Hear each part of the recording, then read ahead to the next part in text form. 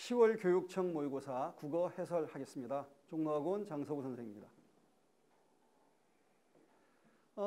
시험을 치른 학생들은 느꼈겠지만 문학에서 낯선 지문들이 많이 나왔죠. 그래서 다소 당황할 수 있었을 것 같은데 사실 문제 자체는 크게 어렵진 않았습니다.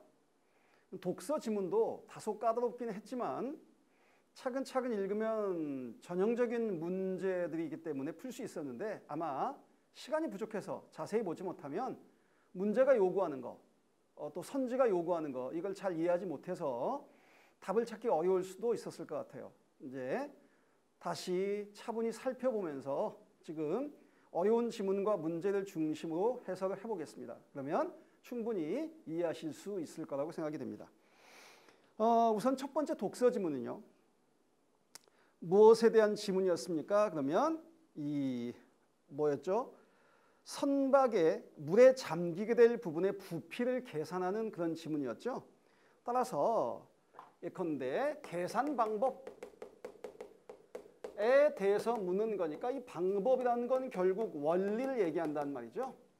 우리가 과학기술에서 이 원리는 뭐라고 했냐면 어떤 용어와 개념을 제시한 다음 이 용어와 개념을 통해서 비례관계, 크기 비교, 증가 감소 관계, 결국에는 이걸 설명하는데 여기에 뭘 자주 주냐고 했냐면 사칙연산을 자주 주고 이 사칙연산에 따라서 이걸 해내는 거다. 이런 지문이란 말이죠.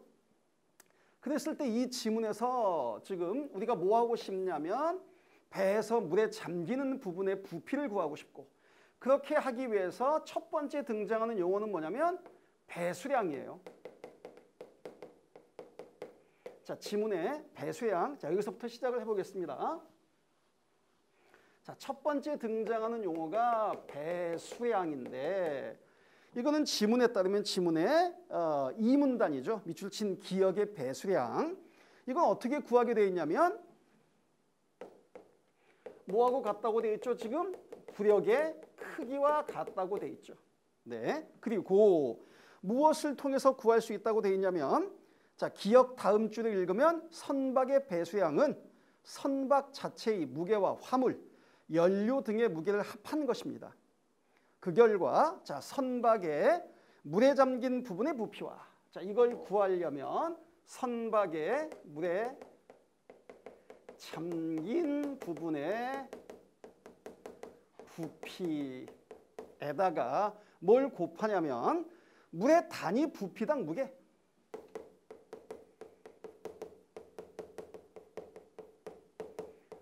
그런데 사실 물의 단위 부피당 무게라는 건 정해져 있기 때문에 이것이 배수량을 결정하겠죠. 이렇게 이해하시면 첫 번째 기역의 문제를 풀 수 있을 것 같습니다. 자, 이것과 관련된 문제가 7번이죠. 7번 문제를 보시면 자, 기역이 뭐라고요? 배수량입니다. 그죠? 배수량인데 적절하지 않은 것은 여기에 보면 배수량이 같더라도 흘수가 다르다면 사실은 그 배수량 전에 흘수가 나왔죠. 흘수라는 건 뭐였습니까? 이렇게 그림을 그린다고 했을 때 이렇게 배가 있으면 물에 이렇게 잠겨 있는 요 부분의 깊이, 요 부분을 흘수라고 한다고 했는데 흘수가 다르지만 배수량이 같아요. 이런 조건이죠. 흘수는 다를 수 있겠죠. 그래서 선박의 어떤 크기 이런 것에 따라 흘수가 다를 때 배수량이 같다면 두 선박의 물에 잠겨 있는 부분의 부피는 다를 것이라고 했는데 배수량은 어떻게 구한다고요? 물에 잠긴 부분의 부피에다가 물의 단위 부피당 무게를 곱하는데 잠겨 있는 부분의 부피가 같다면 배수량이 같은 것이고 배수량이 같다면 여기에 잠겨 있는 부분의 부피가 같은 것이기 때문에 당연히 같을 수밖에 없죠. 다르지는 않을 것입니다. 그런데 아마도 2번을 우리가 적절하지 않다는 걸 쉽게 찾을 수 있는데도 이 문제를 틀렸다면 아마 5번이 헷갈리지 않았을까 이런 생각이 들거든요. 자, 5번은요. 배수량이 다른 두 선박이 같은 드라이독에서 수리할 때 동 내부를 육상과 같은 상태로 만들려면요. 물을 다 빼야 될 거 아니겠습니까? 물을 때 그 물의 양, 이것은 배수량이 작으면 배수량이 큰 것보다 당연히 더 적은 거 아니냐? 이렇게 생각하실 수 있는 거거든요. 역시 이것도 그림을 통해 금방 해결할 수 있을 것 같아요. 이렇게 물을 채웠다고 하죠. 이렇게 물을 채웠을 때 얘가 지금 물에 잠긴 부분의 부피가 크면 배수량이 크고요. 물에 잠긴 부분의 부피가 작으면 배수량이 작거든요. 그러면 자, 이렇게 잠겨있는 작은 배가 있고 이렇게 잠겨있는 배수량이 큰 배가 있다고 할 때 잠겨있는 부분이 크면 빼내야 될 물의 양은 적은 것이고요. 잠겨있는 부분이 작다면 빼내야 될 물의 양은 또 커지겠죠. 이렇게 이해하시는 겁니다. 그래서 정답은 2번이 되겠죠. 다음 두 번째는요. 이제 두 번째 등장하는 것은 밑줄친 니은. 밑줄친 니은을 읽으면 횡축, 선박의 폭을 여러 개의 구간으로 세분한 다음 이 구간들의 면적을 합산하면 수직 단면적의 근사값을 정밀하게 구할 수 있다. 그런 얘기거든요. 자,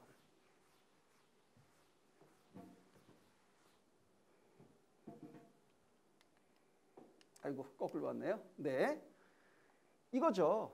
지금 지문에 있는 이 그림을 얘기하는 건데 최초에는 우리는 이렇게 곡선 부분이 나타나 있는 이것의 면적을 구하기가 어렵다. 그래서 생각해낸 방법이 얘를 두 개로 이렇게 나누어서 구한다는 건데요. 그렇게 되면 여기에 요 부분이죠, 여러분. 이렇게 결국에는 마른 목골 두 개가 되기 때문에 구할 수가 있다는 얘기인데 이걸 지금 가나다 세소 구획한다면 어떻게 될 것이냐? 사실은 그림에 다 나와 있어요. 자, 여러분 여기에 지금 이렇게 돼 있는 이렇게 선을 긋는 것이 둘로 나누었을 때고요. 색깔을 바꿔볼까요? 이렇게 나누어져 있는 것이 세수로 나누었을 때인 거죠. 둘로 나누었을 때는 곡선 부분이 이렇게 곡선 부분이 포함되지만 세수로 나누게 되면 곡선 부분이 이만큼 줄어들지 않습니까? 따라서 곡선 부분을 지금 구하기가 어려운 건데 곡선 부분이 작아지기 때문에 좀 더 세밀하게 구할 수 있다.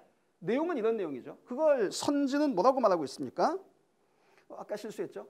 네, 이번에는 아니죠. 또 반대로 했네요. 네, 여기죠. 이걸 어떻게 얘기했냐면 곡선 부분이 좁아진다 이거죠. 그걸 어떻게 표현했습니까? 곡선의 면적이 사다리꼴의 면적보다 작아진다고요? 원래 작죠. 원래 작기 때문에 작아지는 게 아니라 면적의 차이. 곡선을 이루는 면적이 작아졌기 때문에 사다리꼴과의 면적 차이가 작아진다라는 2번 선지. 그림을 보고 풀면 훨씬 더 쉽게 이해할 수 있을 것 같습니다. 그러니까 지금 제가 기억의 문제는 배수량이라는 용어의 개념과 관계되어 있고 니은은 이것에 뭘 묻는다고요? 이유 다른 말로 뭐라고요? 원리. 이런 걸 묻는 거였어요. 그 다음 문제는 이제 꺽쇠 A인데 이 꺽쇠 A는 그래프로 제시되어 있습니다. 이 그래프를 보면서 또 그래프의 원리를 이해하시는 거죠.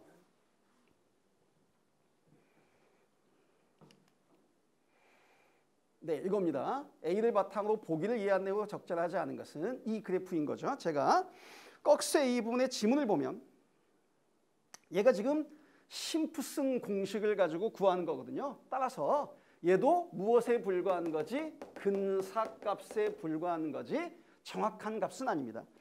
1번 선지에 얘기하는 1번 선지의 실제 단면적을 정확하게 반영하지는 못한다는 거. 심프슨 공식을 이용해서 그런 거죠. 따라서 정확하지는 않습니다. 다음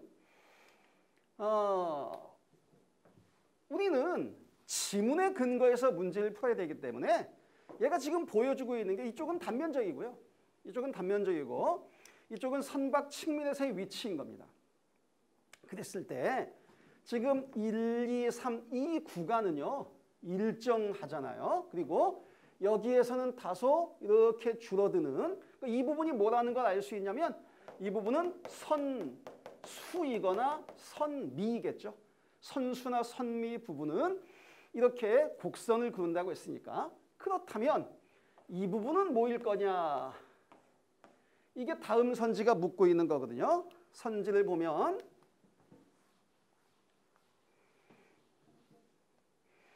자, 1에서 7 부분에 물에 잠긴 부피는 지금 우리한테 있는 곡선과 수평축과 수직축을 통해서 구할 수 있는 거고요. 아까 했던 이 부분은 급격한 변화니까 선수나 선미 부분인데 문제가 되는 건 이 부분이죠. 여기는 단면적이 일정하단 말이죠. 따라서 직육면체다. 이렇게 생각하시는 분들은 지문에서 근거를 찾아야 하고 그래프에서 그 내용을 알아내야 된다는 원칙을 잊어버리신 겁니다. 무슨 얘기냐면 이 그래프에서 알 수 있는 건요. 이 그래프에 이 구간이 의미하는 것은 무엇이 일정하다는 겁니까? 단면적이 일정하다는 것이지 단면적이 일정할 경우에는 반드시 직육면체라고 볼 수는 없겠죠. 방금 제가 지금 실수로 여기다가 정육면체라고 적을 뻔했는데요. 직육면체인지 정육면체인지 사실은 잘 알 수가 없는 거고요. 또 지문에 직육면체라면 쉽게 구할 수 있을 텐데 직육면체가 아니기 때문에 구하기 어렵다는 내용이 있는데 그 내용에 근거해서 직육면체라고 했을 학생들도 많을 것 같아요. 하지만 다시 한번 얘기하지만 그래프가 의미하는 것은 이 부분과 이 부분과 이 부분의 단면적의 크기가 일정하다라는 것이지 그 부분이 직육면체라는 걸 의미하는 것은 아닙니다. 선지가 의미하는 걸 정확하게 이해하셔야 되고 그래프가 의미하는 것, 또 지문에서 직육면체라면 쉽게 구할 수 있었다는 뜻이지 이 부분이 직육면체라는 뜻은 아니에요. 그걸 이해하셨으면 이 문제는 틀리지 않았을 것 같습니다. 따라서 단면적이 일정하다는 건 사실입니다.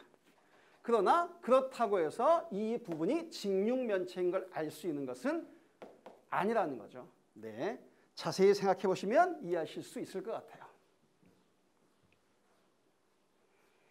이건 이제 드라이독과 플로팅독을 비교하는 내용인데요.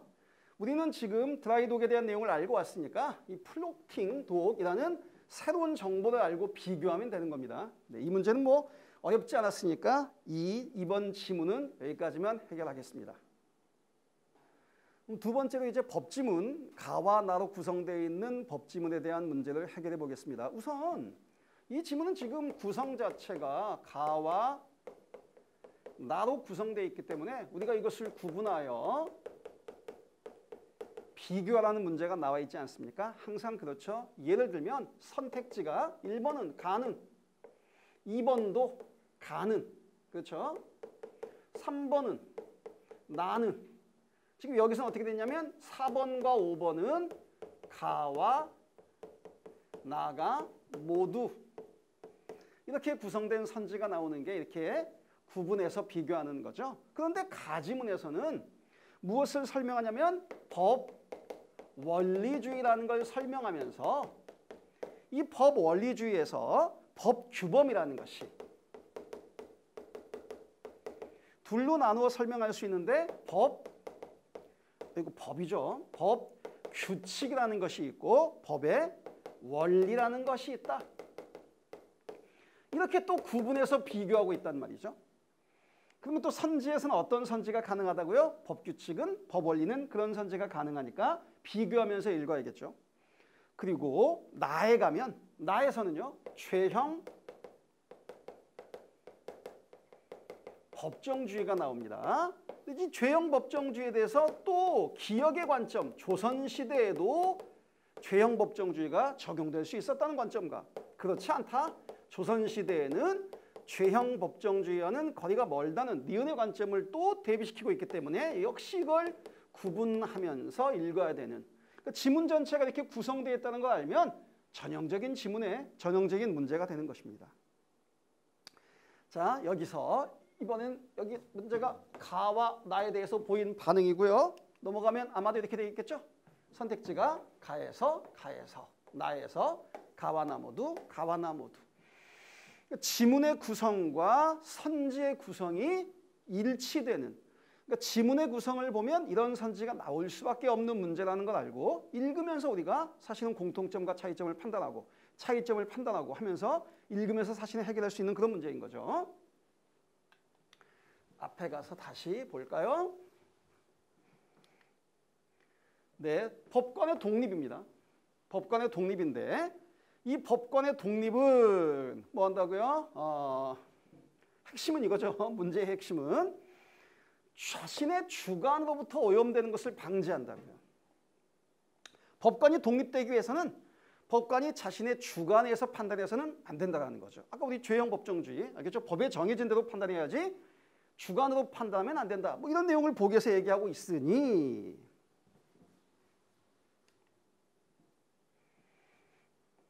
자, 지금 법관의 주관을 중시하면 안 되겠죠. 사실은 아까 우리가 했던 보기에서 중심 내용과 알겠죠? 이 선택지에서 말하고 있는 법관의 주관을 잘 연결시키면 이 문제의 난이도는 그다지 높지는 않았을 거란 말이죠. 그런데 보기를 주면 일단 긴장하고 지문과 보기의 관계를 또 형성할 줄 모르고 이런 학생들한테 좋은 공부가 될 수 있는 그런 지문이 될 것 같습니다. 좀 더 복잡한 문제는 다음 문제죠. 자, 기역과 니은의 입장입니다. 여기 보이시다시피 기역에서는 어떤 관점이냐면 조선시대에도 죄형 법정주의가 인정되었다라는 관점이고 그렇지는 않다는 거죠. 자, 보기를 보면서 판단해야 돼요. 선지를 보면서 판단이 하는 게 아니라 먼저 보기를 보면서 그 판단, 지문이 여기다 적용돼야 되죠. 자, 율과 영에는 조문이 없습니다. 법의 어떤 정해진 대로 하는 게 죄형 법정주의인데 조문이 없어요. 그래서 무엇? 상식적으로 생각했을 때 이런 말이겠죠? 이치상, 마땅히 해서는 안 되는 것을 한 자한테 자, 조문이 없는데도 불구하고 이자를 벌을 줄 수 있다. 이런 내용이니까 사실 죄형 법정주의는 다소 어긋난다고 볼 수 있겠죠. 그 다음에 제가 B를 읽지 않고 선지로 가야 된다고 얘기했죠. 왜냐하면 A에 대한 선지가 있고 B에 대한 선지가 있고 또 A와 B 모두 하는 선지가 있을 테니까 자, A에 대한 선지로 가보면 A는 율과 영에 따라 죄의 경중을 물어 형벌이 달라지는 경우는 아니죠. 그렇죠? A는 뭐라고 했냐면 조문에는 없으나 이치상 마땅히 해서는 안 되는 자에게 태사십을 치고 무거운 경우에는 율과 영에 따라서 달라지는 것이 아니다 이겁니다. 그렇죠? 그 다음에 두 번째, 처벌할 규정이 존재하지 않고 있는데도 그렇죠. 이치상 마땅히 해서는 안 되는 자인 거지 조문에 없단 말이죠. 그 행위를 처벌하고 있으니 기역의 입장은 뭐였죠? 조선시대에도 죄형 법정주의가 적용된다는 입장인데 우리의 입장이 부정되어 버리는 그런 반대 사례가 되겠죠. 그 다음에 자, 니은의 관점입니다. 이번에는 니은의 관점에서는 처벌하기 위한 규정이 있지만 형벌이 지나치게 무거운 것이 문제가 아닌 거죠. 다시 한번 니은의 입장은 얘는 죄형 법정주의가 아니야. 조문에도 없는데 벌을 주고 있기 때문에 죄형 법정주의가 아니라고 비판을 해야겠죠. 여기에서 A에서 1, 2, 3번을 판단할 수 있었고요. 다시 이제 B로 가보면 영에는 금지한 바 있으나 여기도요. 율에는 죄명이 없어요. 율에는 죄명이 없으면 그러면 알겠죠? 영을 가지고 해결한다 이런 얘기인 겁니다. 이것도 엄밀하게 생각해보면 여러분 자, 율에는 죄명이 없으니 죄형 법정주의에 어긋난다고도 볼 수 있고요. 그것을 영으로는 금지한 바가 있으므로 이 부분에 또 초점을 맞추면 영에 따라서 하는 거니까 죄형 법정주의를 인정한다고 볼 수도 있을 것 같아요. 자, 이것을 선지는 무엇이라고 말하고 있습니까? 죄명이 없어서 발생하는 처벌의 공백을 메우기 위해. 그렇죠? 그러니까 뭡니까? 그때는 영을 가지고 해! 라고 하는 거니까 우리는 영이라는 법에 정해진 대로 하고 있다는 거니까 부정될 수 없다는 사실은 사실인 거죠. 다시 지금 상황이 뭐라고요? 율에는 죄명이 없다 이겁니다. 율에 죄명이 없으니 자의적으로 하지 않고 유래는 없지만 영에는 있기 때문에 그럼 영대로 하겠다라는 건 법대로 하겠다는 거니까 죄형 법정주의의 입장이라고 볼 수 있고 입장이 부정될 수 없다는 4번 선지는 올바른 선지가 되는 거죠. 처벌하기 위한 규정이 있어요. 형벌에 대한 규정도 있습니다. 알겠죠? 그래서 우리의 입장이 부정될 수는 없다고 했는데 지금 B는 어떤 경우에 대한 상황에 대한 이해가 다소 부족한 것이죠. 영의 금지했으나 율의 죄명이 없다면 율의 죄명이 없는데도 이렇게 얘기하겠어? 율의 죄명이 없는데도 영을 가지고 벌을 준다는 것은 죄형 법정주의가 아니다라는 비판은 가능하겠지만 규정과 내용이 규정돼 있다면 규정이 있고 여기도 규정이 있다면 죄형 법정주의에 가깝지 않습니까? 그렇기 때문에 부정될 수 없다는 선지는 틀린 거죠. 여러분 이 법지문의 특징은요. 아까도 얘기했지만 여기도 구분, 여기도 구분, 여기도 구분. 사실은 작년 수능의 법지문에도 상당히 비슷합니다. 작년 수능 법지문도 이런 유형이 나왔죠. 그러니 수능에서 가장 많이 나오는 형식이라고 볼 수 있는 거죠. 이렇게 비교하고 구분하는 지문. 이 지문의 특징을 알고 읽으면서 비교하면서 읽으면 쉽게 문제를 해결할 수 있다. 이렇게 생각합니다. 방금 우리가 그 법지문에서 1번 선지는 가는, 2번도 가는, 3번은 나는, 4번과 5번은 가와 나는 모두 뭐 이런 문제를 보고 왔는데요. 지금 22번 문제 똑같죠. 이 지문은 어떻게 생긴 지문이냐면 검사 우리가 무슨 IQ 검사도 하고 심리 검사도 하고 검사를 하지 않습니까? 그 검사의 정확성 뭐 이런 것에 대한 측정인데요. 여기에 대해서 고전 검사 이론이라는 것이 있고 두 번째는 뭐가 있다고요? 문항 반응 이론이 있다고요.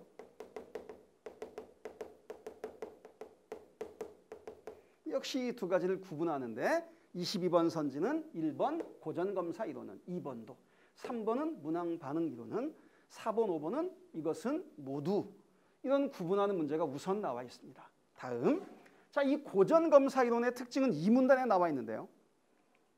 이 문단의 세 번째 줄부터 고전검사 이론의 특징인데 세 가지가 있어요. 자, 세 가지. 피험자의 능력은 어떻게 측정하냐면 총점이요. 피험자의 능력은 총점으로 측정하는 것이고 두 번째 뭐가 있죠? 난이도요. 난이도는요. 정답자가 많으면 난이도는 낮은 거예요. 정답자가 적으면 난이도는 높은 거죠. 늘 문제 푸는 여러분 입장에서는 쉬운 얘기죠.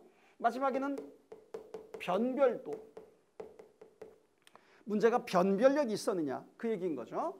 자, 여기는요. 무엇을 비교하냐면 고득점자와 저득점자 이걸 비교합니다. 고득점자가 맞췄는데 저득점자는 틀렸어? 그러면 변별로가 높은 거죠. 이 세 가지가 고전검사 이론의 특징이에요. 자, 그걸 가지고 여기 이제 구체적인 상황에 적용하는 거죠. 자, 우리한테 뭘 묻고 있습니까? 그러면 여기서 뭘 할 수 있나요? 자, 이 문제가 뭘 묻고 있는 거니까? 고전검사 이론을 묻고 있는 거니까 여기 총점에서 뭘 알 수 있습니까? 피험자의 능력을 알 수 있잖아요. 그렇죠? 그 다음에 각각의 문항이요. 각각의 문항에서 모든 학생들이 정답을 맞추는 건 난이도가 뭐 할 것이고 낮을 것이고 맞죠? 이 문제가 맞춘 학생이 2명이고요. 그죠? 이 문제도 맞춘 학생이 2명이네요. 따라서 이 두 문제는 난이도가 높은 것이다. 이렇게 얘기할 수 있겠죠. 다시 고전검사 이론에서 이 특징, 피험자의 능력은, 난이도는, 변별도는 이걸 어떻게 측정하는지 보고 와서 여기다가 적용하면 되는 거죠.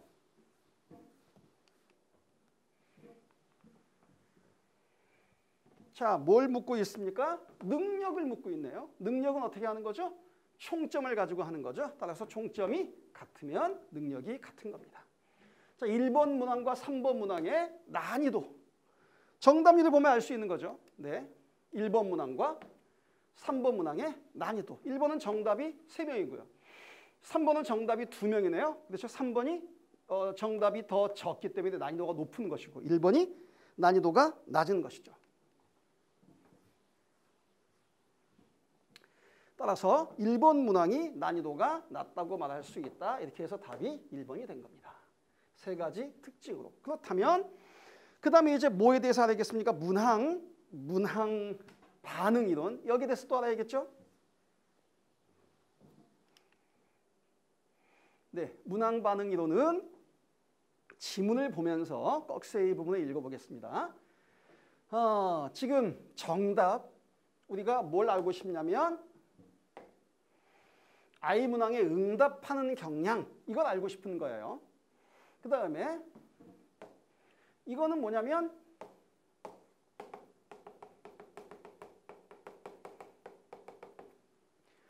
세타는 여기서 학생의 능력, 피험자의 능력이라고 되어 있거든요. 자, 그럴 때 이 기준이요. 난이도가 감마 I라고 할 때 여기네요. 이렇게 기준점을 정했을 때 이 집단이 있고 A 집단, B 집단, C 집단이 있으면 요 위에 음영치라는 부분, 그 부분이 곧 난이도가 된다는 겁니다. 뒤에 숫자가 사실은 나와 있는데요. 여기가 요 뒷부분이 0.2가 되고요. 그 다음에 여기는 0.5가 되고 여기는 0.92가 되고 있어요. 그럼 우리한테 뭘 묻습니까? 만약에 여기에 마이너스 1 색깔을 달리 해볼까요? 네, 마이너스 1쯤 되는 집단이 있다면 어떻게 될 것이냐? 어떻게 되겠냐? 얘네하고 얘네 중간쯤에 0.2보다는 크고 0.5보다는 작은 그런 정도의 정답률을 가지게 되겠죠. 그래프를 의미를 이해하면 충분히 알 수 있다고요. 다시 자, 문항 반응 이론. 요 곡선이요. 결국엔 이게 이 곡선으로 나타났는데 이 곡선이 문항 특성 곡선입니다.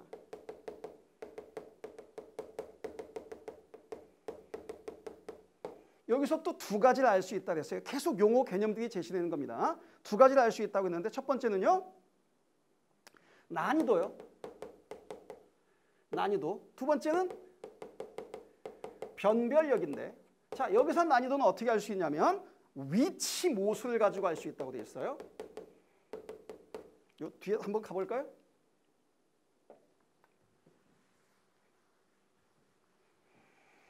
여기 있죠. 난이도는 위치 모수. 위치 모수는요. 이 지점을 얘기하는 거고요. 오른쪽에 있을수록 어려운 문항.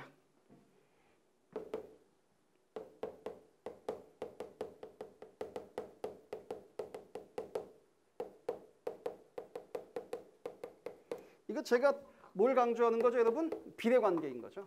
다음. 반면 이번에는 변별도요. 변별도에는 척도모수 있습니다. 또 척도모수는 어떻게 할 수 있습니까? 곡선의 기울기가 가파를수록.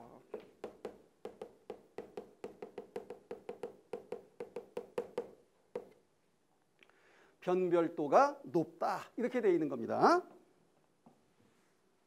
자, 꺽쇠이에서 이 내용을 아셨다면 자, 문제로 가면 각각 1번 문항, 2번 문항, 3번 문항이죠. 우리한테 요 구간에 대해서 묻는다면 이라고 되어 있죠. 지금 문제가 이 구간 0보다 높은 구간에 대해서는 뭐가 가장 기울기가 가파릅니까? 이 곡선이 가장 기울기가 가파르니까 그렇죠? 얘가 요 구간 안에서 기울기는 뭐죠? 변별도라고 했죠. 변별도. 제가 변별력이라고 적었는데 변별도가 높다. 이런 걸 알 수 있고요. 만약에 구간을 바꿔서 1에서 0 구간, 이 구간에서 한정해서 얘기한다면 오히려 이 3번이 이렇게 곡선이 되어 있기 때문에 변별도가 낮은 게 되겠죠. 어디에서 묻냐에 따라 달라지는 겁니다. 그 다음에 얘는요. 아까도 얘기했지만 그래프에서 X축과 Y축이 의미하는 거. 이게 중요한데 얘가 지금 뭘 의미하고 있냐면 답을 맞출 확률이거든요. 답을 맞출 확률이기 때문에 지금 얘는 자, 마이너스 2 정도의 능력이라면 무슨 문제? 3번 문항에 대해서는 정답률이 낮지만 상대적으로 2번 문항에 대해서는 정답률이 높다. 이렇게 이해할 수 있는 거고요. 네. 마지막으로 우리가 얘기했던 이거요. 위치모수. 다시 얘기해 보면 지금 척도모수를 얘기했는데 위치모수를 얘기하면 어디라고 했죠? 여기가 기준점이거든요. 여기가 기준점일 때 이렇게 하면 아까 오른쪽일수록 난이도가 높은 것이니까 얘가 3번 곡선이 가장 난이도가 높다. 이렇게 말할 수 있습니다. 이 그래프에 사실은 답이 다 있는 거죠. 네. 위치모수요. 가장 오른쪽에 있으면 가장 어렵습니다. 그렇죠. 능력이 0보다 높은 피험자들의 변별도요. 변별도. 아까 다시 볼까요? 능력이 0보다 높은 변별도는 3이죠. 3번 문항이 가장 변별도가 높죠. 3번 문항보다 1번 문항이 적합하지 않습니다. 적절하지 않죠. 네. 아까 능력이 마이너스 2인 피험자 2번 문항을 맞힐 확률이요. 3번 문항을 맞힐 확률하고 비교하네요. 그렇죠? 자, 2번 문항의 확률과 3번 문항의 확률을 비교하면 2번 문항의 확률이 높죠. 변별도가 아니라 능력이 마이너스 2인 경우에. 그렇죠? 그 다음 자, 여기 지금 뭘 설명하는 겁니까? 여기요. 위치모수 설명하는 거죠. 알겠죠? 위치모수 동일하기 때문에 동일하다고 해야죠. 적절하지 않은 건 맞는 겁니다. 여기도 적절하지 않은 건 맞는 거죠. 자, 마이너스 1과 0 구간에서요. 2번 문항과 3번 문장 변별도 마지막으로 볼까요? 이 구간이죠. 이 구간에서 변별도는 3번 문항의 변별도가 기울기가 가파르지 않은 거 가장 낮다. 이런 거였습니다. 다 했나요? 마지막. 사실 아까 우리가 설명하면서 이 부분에 대한 설명을 했거든요. 쉬운 문항이 제시된다면, 지금 이 문항보다 쉬운 문항이 제시된다면 모두 정답률이 높아지겠죠. 쉬운 문항이니까. 어려운 문항이면 모두 낮아질 것이고. 그 다음에 아까 지금 우리한테 주어진 것은 마이너스 1.3과 그 다음에 0과 플러스 1.5였던가요? 네. 이 세 집단이 있었던 것인데 맞네요. 플러스 1.5 이 세 집단이 있었던 것인데 그 중간에 아까 우리가 마이너스 1인 집단을 집어넣고 그래프를 그려봤죠. 따라서 얘가 지금 0.2거든요. 마이너스 1.3 집단이 0.2고 0인 집단이 0.5였기 때문에 0.2와 0.5 사이에 얘보다는 크고 얘보다는 작은인데 얘보다 작다고 했으니까 2번 선지는 틀렸죠. 피험자의 능력이 1인 집단에 맞출 확률 얼마였죠? 0.5요. 그렇죠? 0인 집단에 맞출 확률 0.2죠. 네, 그렇습니다. 쉬운 문항이 제시된다면 현재 1.5의 확률은 0.9인데 쉬운 문항이랑 이거보다 더 커지겠죠. 그 다음 어려운 문항이 제시된다면 자, 0인 집단은 현재 얼마라고요? 0.5거든요. 0.5보다 낮아지겠죠. 여러분 이 지문을 처음 보고 문제를 봤을 때는 그래프가 나오고 어떤 수학적인 능력이 필요한 것처럼 보여서 다소 겁을 먹었을 수는 있지만 지문을 차근차근 들여다보고 문제가 요구하는 바 이것을 지문에서 잘 찾아내면 얼마든지 할 수 있는 문제라는 걸 아셨을 겁니다. 남은 기간 동안 물론 시간을 정해서 문제를 푸는 연습도 필요하지만 정답과 오답을 확실하게 구분하는 연습도 반드시 하셔야 됩니다. 네, 감사합니다. 이것을 마치겠습니다.